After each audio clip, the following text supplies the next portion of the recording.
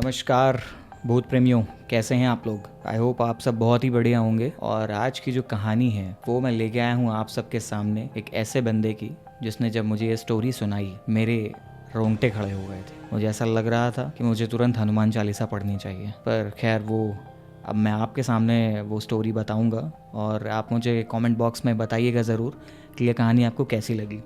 तो कहानी है लखनऊ के छोटे से गांव में रहने वाले तरुण मिश्रा की। तरुण के पापा पंडित हैं, लेकिन पूजा पाठ से घर का खर्चा नहीं चलता था, इसलिए तरुण ने सोचा कि उनकी हेल्प कर दी जाए पार्ट टाइम जॉब करके।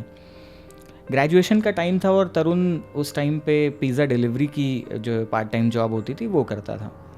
अब ये जॉब ऐसी है कि लेट नाइट डिलीवरीज होती हैं इसमें, तो तरुण भी बहुत लेट भी डिलीवरीज करता था। कभी रेलवे स्टेशन, कभी किसी कॉलोनी में, कभी कहीं, कभी किसी अंधेरे वाली जगह पे। बहुत जगह ऐसी होती हैं लखनऊ में, तो बहुत ही ज़्यादा हॉरर प्लेसेस मिल जाती हैं। तो लखनऊ का वो जो दिन था जो तरुण की लाइफ में आया वो था 27 मई 2017। मई से जून का जो टाइम होता है अक्सर बारिश वारिश के आसपास का होता है। तो वो रात 11:30 बज रहे थे। तरुण अपने आउटलेट में काम कर रहा था और आउटलेट पे काम करते करते रात के 11:30 बजे एक कॉल आता है। कॉल अटेंड किया उसने। कॉल यूजुअल कस्टमर्स का हो सकता है। तरुण ने जैसे ही वो कॉल अटेंड किया एक धीमी सी आवाज़ आई किसी बूढ़े आदमी की। तरुण को ये एहसास हो गया था कि किसी बूढ़े आदमी ने कॉल किया है और शॉप क्लोजिंग का टाइम है, तो उसको ये मना कर देते हैं कि अब ऑर्डर नहीं रेडी हो पाएगा, आई एम सो सॉरी। पर उस बंदे ने इतनी धीमी सी और बुढ़ापे वाली आवाज़ में बोला कि तरुण मना नहीं कर पाया उसे। उसने बोला कि बेटा भूख लगी है, जल्दी से पिज़्ज़ा भिजवा दे। तरुण को दया आ गई होगी, तो उसने सोचा कि ठीक है मैं डिलीवर कर देता हूँ या किसी से करवा देता हूँ। तो उसने ऑर्डर ले लिया और उसके बाद अपने मैनेजर से बोला सर किसी को भेज दीजिए, मुझे घर जाना होगा, काफ़ी देर हो गई है। तरुण के मैनेजर ने कहा कि सॉरी अब तो नहीं हो सकता है क्योंकि ऑनलाइन ऑर्डर आया था तो मैं ही डिलीवर करने जाना होगा। तरुण वॉज लाइक कि ये जो एड्रेस आया है, पहले तो वो उसे ही देख के शॉक हो गया क्योंकि वो एड्रेस था लखनऊ से 40 किलोमीटर दूर एक गाँव शिवकुटी। और उसका जो पर्टिकुलर एड्रेस बाबा ने मेंशन किया था वो था पुराना शिव मंदिर शिवकुटी गाँव। उसने उस गांव के बारे में बहुत सारी कहानियां सुन रखी थी अपने पापा से, क्योंकि उसके पापा पुजारी हैं। तो उसने बोला कि सर मैं बहुत लेट हो चुका हूँ ऑलरेडी घर जाने के लिए। पर उसका मैनेजर नहीं माना, तो उसने भी कहा ठीक है शॉप क्लोज करके वो चला जाएगा। उसने पिज़्ज़ा लिया, अपनी स्कूटी स्टार्ट करी और वहाँ से निकल गया। रास्ते में उसने अपने पापा को फ़ोन किया कि पापा आज आने में थोड़ा डिले हो जाएगा, मुझे शिवकुटी गाँव जाना है। तो उसके पापा ने उसे डांटा कि तुम शिवकुटी गांव इस रास्ते से, मतलब इतने बजे, रात के 12 बज रहे हैं और तुम्हें शिवकुटी गांव जाना है, तुम्हें पता भी है वहाँ पे क्या होता है?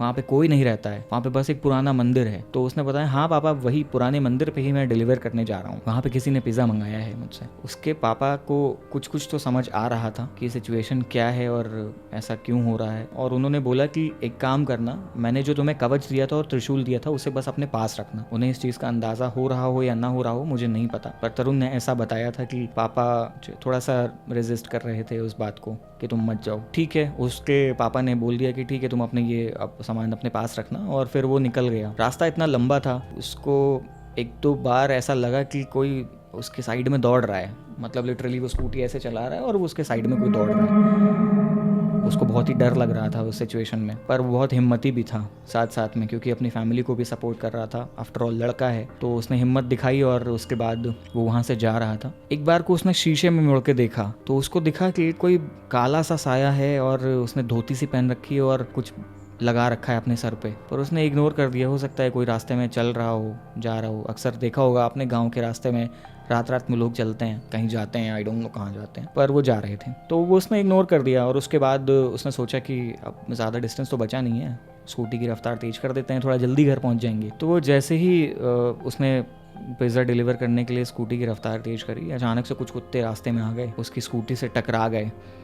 टकराने के बाद उसने रोक कर देखा, वो एक कुत्ता अब भगवान को प्यारा हो गया था। खैर अब ऐसे सुनसान रास्ते पे अंधेरे में, और हम कर भी क्या सकते हैं। तो उसने उस कुत्ते को साइड में ले जाकर रख दिया। थोड़ा सा उसे गिल्ट तो फील हो रहा था कि ये क्या कर दिया उसने, तो उसने थोड़ा सा धीमे धीमे स्कूटी चलाई। कुछ दूर बाद जाने के बाद उसको फिर ऐसा लगने लगा कि तेज़ ठंडी हवा चल रही है और उसके कान में कुछ आवाज़ें, कुछ खुसखुसाहट सी आने लग रही है। तो उसने इग्नोर किया उस चीज़ को भी, फिर हो सकता है उसका वहम हो। ऐसा करते करते वो उस गांव में पहुंचा जहाँ पे वो मंदिर था। वो उसके नज़दीक पहुंचा, वहाँ पे वेट करने लगा कि शायद कोई आ जाए जिसने भी ऑर्डर किया हो, क्योंकि टाइम तो हो गया था। उसने अपना फ़ोन निकाला और कॉल करी उसी नंबर पर जिस नंबर से कॉल आया था। फ़ोन का नेटवर्क गायब हो चुका था, कॉल नहीं लगी। पास जाकर देखा उसने, मंदिर के थोड़ा सा पास गया वो, तो उसने देखा कि बूढ़े व्यक्ति की कुछ ऐसा लग रहा था कि वहाँ कोई खड़ा है, मतलब उस फर्श पे बैठा हुआ है। तो वो उसके पास गया और उसने बोला कि बाबा आप हैं क्या, आप ही ने पिज़्ज़ा ऑर्डर किया था, ये लीजिए मैं लेके आया हूँ,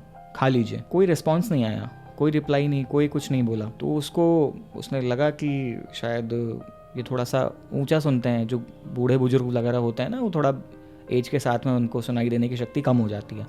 तो उसे लगा होगा कि और पास जाके बोलता हूँ शायद सुन जाए। उसने अपने फ़ोन की टॉर्च लाइट जलाई और देखा। तो उसने देखा क्या कि बाबा का जो पीठ है वो उसकी तरफ है, मतलब वो झुके हुए बैठे हैं और उनकी पीठ आधी जली हुई है।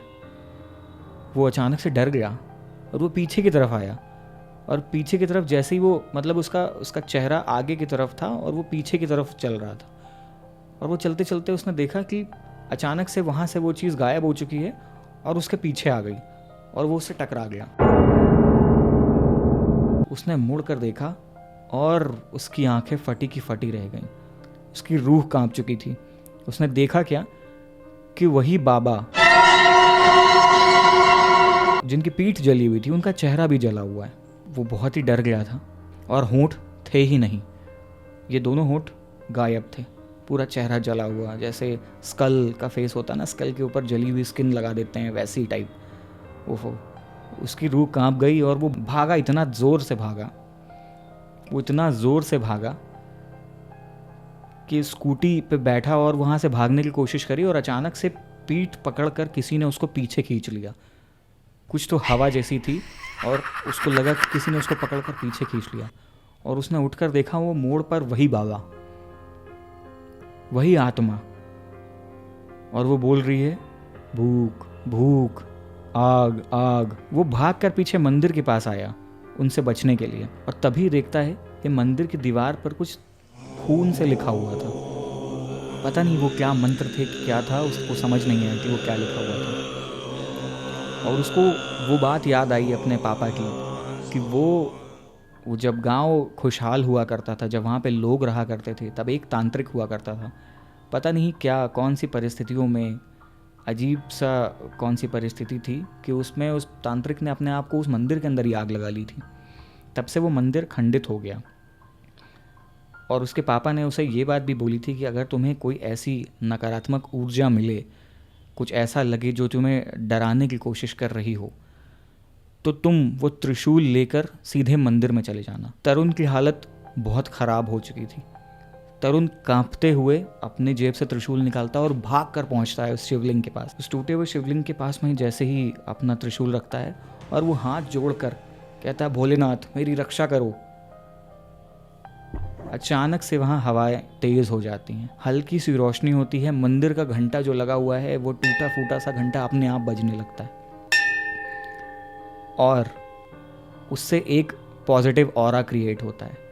पॉजिटिव सी शक्तियाँ आ जाती हैं उस मंदिर के अंदर। कहा जाता है कि उस मंदिर पे तांत्रिक ने जब आग लगाई थी तो उसकी जो पॉजिटिव एनर्जी थी वो उसके साथ में ख़त्म हो गई थी। इस वजह से वहाँ आप कोई पूजा नहीं करता, क्योंकि उसके आसपास में सारी भटकती आत्माओं का साया था और लोग भी नहीं रहते थे, तो वहाँ पूजा करेगा भी कौन। ये सोचकर जो पॉजिटिविटी आई उसके मन में कि अब तो भोलेनाथ उसकी रक्षा कर लेंगे, भोलेनाथ उसके साथ हैं। तुरंत वो भूत उसे सामने दिखा। वो आत्मा उसकी तरफ बढ़ ही रही थी कि मंदिर का जो टूटा हुआ गेट था उसके बाहर एक अदृश्य सी दीवार बन गई, और अदृश्य सी दीवार से वो जाकर भूत ऐसा टकराया है। टकराने के बाद वो डस्ट पार्टिकल्स में बन के उड़ गया। तरुण की जान में जान आई कि अब उसे कोई परेशान नहीं कर सकता है यहाँ पर जब तक वो मंदिर में है। उसने तुरंत अपने पापा को फ़ोन किया। उसने देखा कि नेटवर्क आ चुके हैं और फिर तुरंत अपने पापा को फ़ोन करके उसने ये सारी बात बताई कि वो यहाँ फंस चुका है। उसके पापा ने उससे सिर्फ बोला कि बेटा गायत्री मंत्र का जाप कर और उस त्रिशूल को अपने पास रखकर फटाक से स्कूटी से स्टार्ट कर और भाग जा। वहाँ से भाग, मैं कुछ लोगों को लेकर आता हूँ, मैं रास्ते में तुमसे मिलूँगा, जितना हो सके उतनी दूर वहाँ से निकलो। तरुण ने तुरंत वो त्रिशूल निकाला और वहाँ से भागता हुआ गया। अपनी स्कूटी को स्टार्ट देखकर तरुण के अंदर कुछ पॉजिटिव एनर्जी फिर से आ गई और स्कूटी ऐसे किसी ने जैसे धक्का दे दिया और उसने स्कूटी पे भागकर पीछे नहीं मुड़ के देखा और उसे ऐसा लग रहा था कि कोई उसका पीछा कर रहा है तब तक, लेकिन क्योंकि उसके पास त्रिशूल है उसे वो फील हो रहा था कि वो प्रोटेक्टेड है, वो एकदम सुरक्षित है, भोलेनाथ ने उसकी रक्षा की है। और वो भागकर उस गांव के बाहर निकलता है और फिर पीछे मुड़कर कभी नहीं देखता। उस रात में उसके पापा से जब वो मिलता है वो अपनी सारी कहानी बताता है, उसके साथ क्या क्या हुआ। और उसके पापा यही कहते हैं कि जब कोई मंदिर या कोई ऐसी जगह जहाँ पर बहुत दिनों तक कोई नहीं आता जाता है, वहाँ पर नेगेटिव शक्तियों का बसेरा होता है, वो बन जाता है, नेगेटिव शक्तियाँ अपनी जगह ले लेती हैं। और ऐसे में अगर तुम वहाँ पर पूजा पाठ या कुछ कर दो तो उसकी पुरानी जो शक्तियाँ हैं, जो दैवीय शक्तियाँ हैं, वो वापस आ जाती हैं। और उन्होंने वो बताया कि वो तांत्रिक अब भी उसी गांव में है और वहाँ से आने जाने वाले हर एक व्यक्ति को परेशान करता है, उनसे वो खाना मांगता है, वो भूख भूख चिल्लाता रहता है। इसके पीछे क्या मतलब था, क्या रीज़न था, ये कोई नहीं जानता। लेकिन तरुण उस जॉब को छोड़कर फिर दोबारा कभी उस गांव में गया भी नहीं। उसको कभी कभी वो सपने में वो आत्मा भटकती हुई दिख जाती है। ऐसा वो कहता है कि कभी कभी 6 महीने साल भर में एक आध बार उसे सपने में दिखता है वो तांत्रिक। खैर, इसी पॉइंट के साथ हम इस कहानी का अंत करते हैं। और आपके पास भी अगर कोई ऐसी कहानी हो तो हमें इंस्टाग्राम या ईमेल पर लिखकर शेयर ज़रूर करें। क्या पता नेक्स्ट कहानी आप ही की हो। धन्यवाद।